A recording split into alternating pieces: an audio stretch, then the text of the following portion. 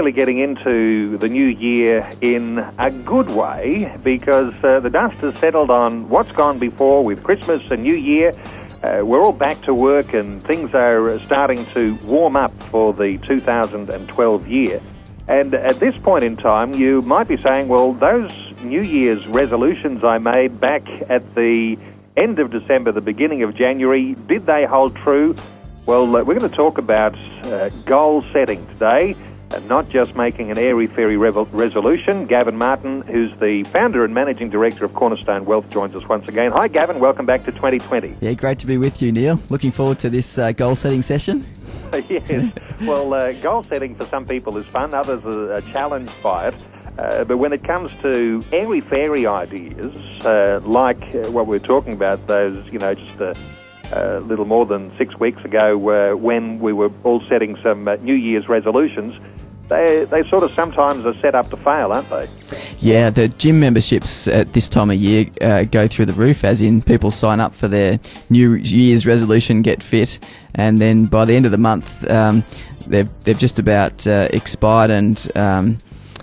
well, not expired, but no longer using them. So resolutions have a really low rate of success or holding those resolutions, whereas I encourage people to think more so about goals and in particular writing down goals, because there's a lot to show that if you actually have written down goals, you're much more likely to achieve them. There's actually a study that was done that's often quoted when we talk about goal setting from Harvard Business School. So, one of the top schools in the US, and they had the graduating MBA program, so the business students, and they had a questionnaire and they asked them, have you set clear written goals for your future and made plans to accomplish them? And out of all of those graduates, there was 13% who had goals but were not written in writing. 3% had goals and they were written in writing, and 84% had no specific goals at all. And then they actually went and interviewed those that class again in 10 years, and the findings were just remarkable. So the 13% of the class who had goals were earning on average twice as much as the 84% who had no goals at all. And the really interesting one was the 3% who had clear written goals. They were earning on average 10 times as much as the other 97% put together. So it's just a really interesting study that's often quoted, but the important message to take is not about if you write down your goals you're going to make a lot of money, but it's about if you write down your goals, you're going to have a lot more, there's a higher probability of actually achieving those goals.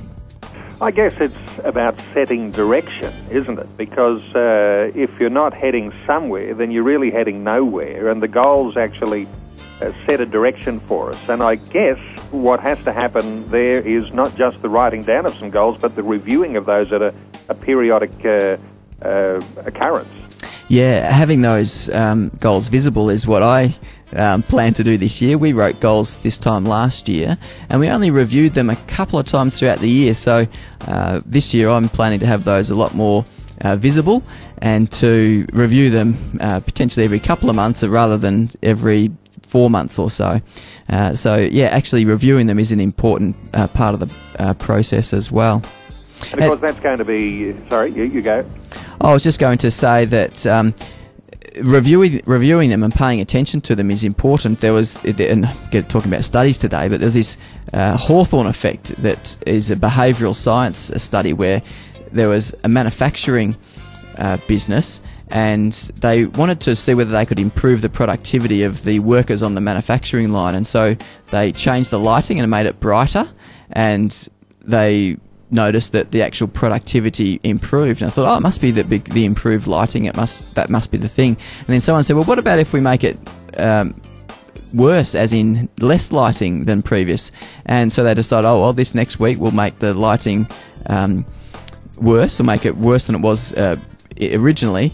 And they noticed that they still were even more productive than when the lighting was bright. And so the whole Hawthorne effect thing was basically that if you are monitoring something, if you're paying attention to it, then that has a greater impact on performance than the environment around you. So that, I guess, relates back to what we're saying. We need to review those goals, keep monitoring them, keep tabs on them. Otherwise, they're going to be a bit superfluous if we just write them and put them in the drawer. Okay, well, I'm thinking of the refrigerator as a place where there might be a visible location. Where else the most visible locations that you would be thinking of where you'd put your goals so that you're regularly looking at them? Yeah, I'm thinking in the... one great place is on the back of the toilet door, because you look at that as often as you go, I guess. Good.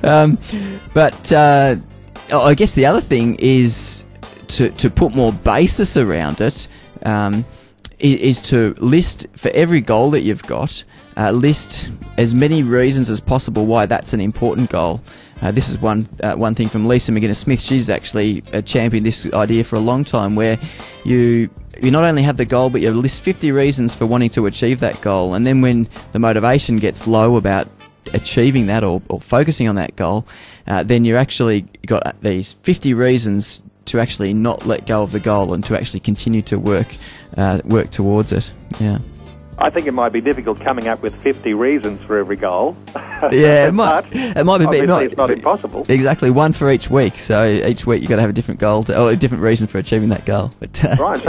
So you can apply the reasons to your calendar and say, these are the reasons why I've got this goal in place. I'm going to pay attention to it. Yeah, exactly. Yeah, and it relates. I know we often get back to finances, and it relates so much to that as well. Because one of the key stumbling blocks with keeping the budget under control is the conflict between spouses. And usually, there's one spouse who's got the budget; they've set up the budget, but the other spouse just won't live by the budget.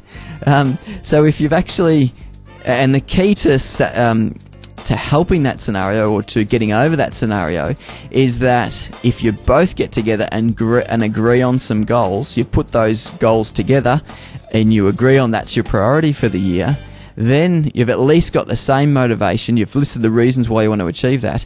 That's the very first step in getting rid of that conflict between the person controlling the budget and the free spender that goes off and just blows the budget each month or each fortnight. So getting those goals in place is really important.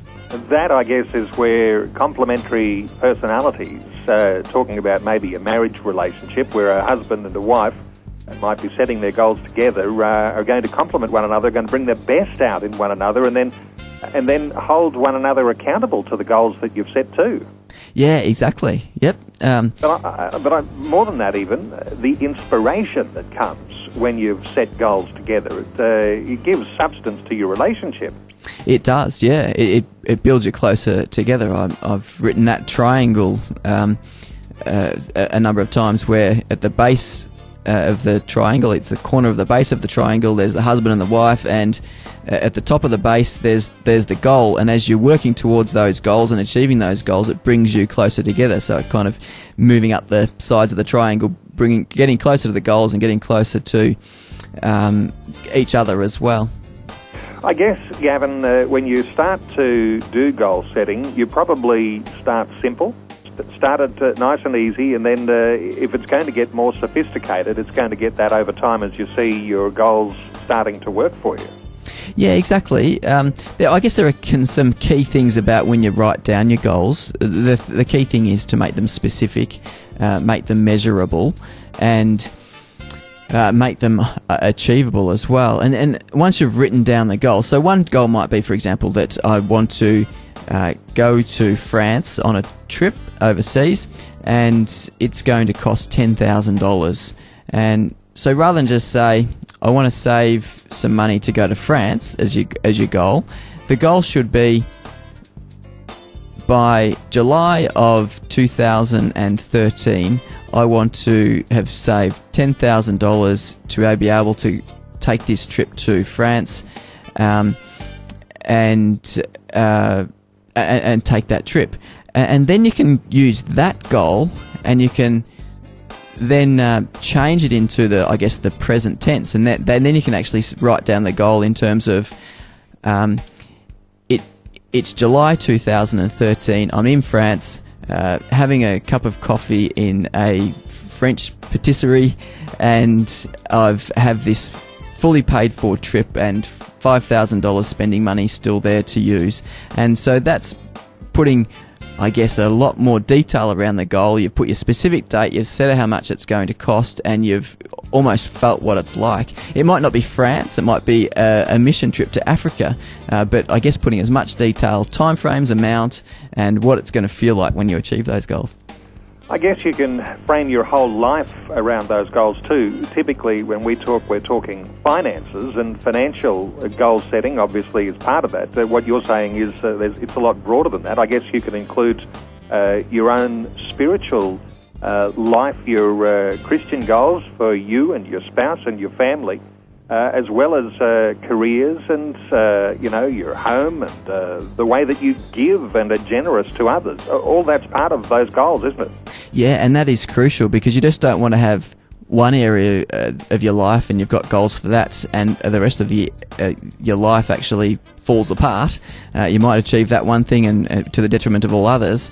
There's this concept when you're creating goals that you may have seen before, Neil, where you put on an axis of a wheel. So there's spokes in the wheel, and there might be 7 spokes that represent your spirituality, your work, your family, your finances, and you have goals set on each one of those, and then you can rate yourself out of 10 how you've gone in the past year, and you might say, oh well, on fitness I'm an 8 out of 10, on finances I'm a 9 out of 10, but on something else I'm a 3 out of 10. And you've got, if you join them all up, you've got this really bumpy wheel, and so you're rating 0 on the middle of the spoke, and then 10 on the outside of the spoke. So if you've got a 10, you've got a very perfect round wheel.